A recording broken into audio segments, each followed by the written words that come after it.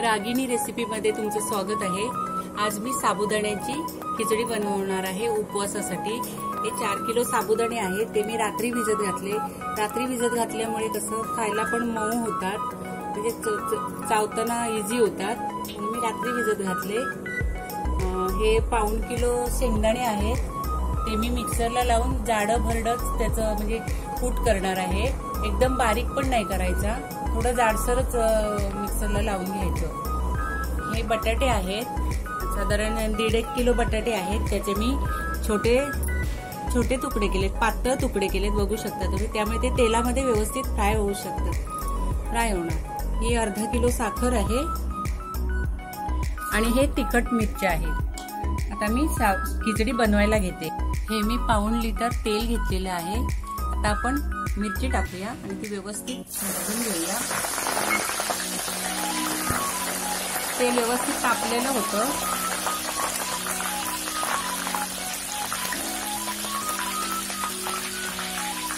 आता जे बटाट्याचे स्लाइस केलेले ते आपण फ्राय करून घेऊया।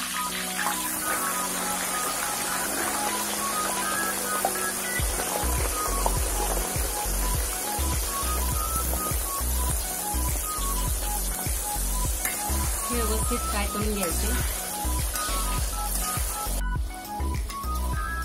बटाटी आणि मिरच्या व्यवस्थित भाजलेल्या आहेत। बटाटी तुम्ही बघू शकता व्यवस्थित फ्राय झाली आहे। हे बघा, आपण बघूया, हे बघा, हे तुकडे इझी तुकडे होतात, हे बघा, त्याच्यामध्ये हे केलं ना की इझी होतात, हे शिजलेली आहे बटाटी। आता आपण साबुदाणे टाकूया भाजायला। आता आपण साबुदाणे भाजून घेऊया। आता आपण साबुदाणे व्यवस्थित भाजून घेऊया। साबुदाणे व्यवस्थित भाजले पाहिजे।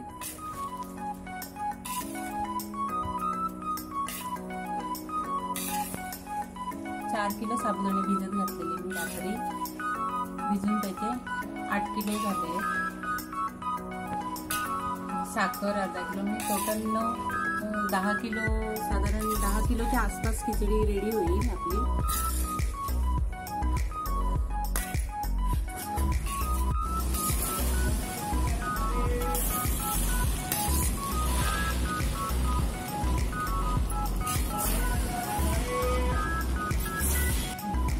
आता आपण साखर टाकूया। साखर घेतलेली आहे, पसरून टाकूया।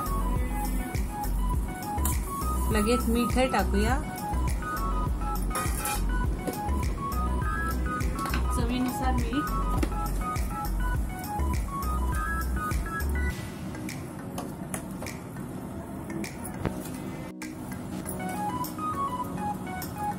साधारण मी 7 चमचे मीठ टाकलं।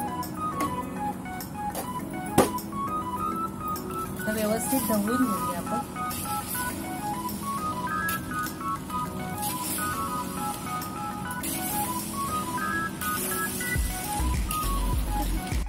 हे भाजून झालेली आहे खिचडी आपली, बघू शकता तुम्ही, कलर चेंज झालाय, मस्त भाजली आहे व्यवस्थित। मोठ्या कढईमध्ये व्यवस्थित भाजायला पण भेटते। आता आपण शेंगदाण्याचं कूट टाकू।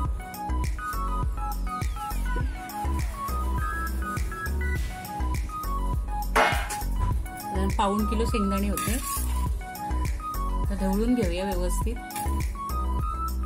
शेंगदाण्याचा कूट लास्टला टाकायचा, मग तो खिचडीला व्यवस्थित दिसतं, पण छान खायला बरं वाटतं। जर असं शेंगदाण्याचा कूट वगैरे वर दिसला मस्त वाटतं खायला। आपली खिचडी रेडी झालेली आहे। खिचडी रेडी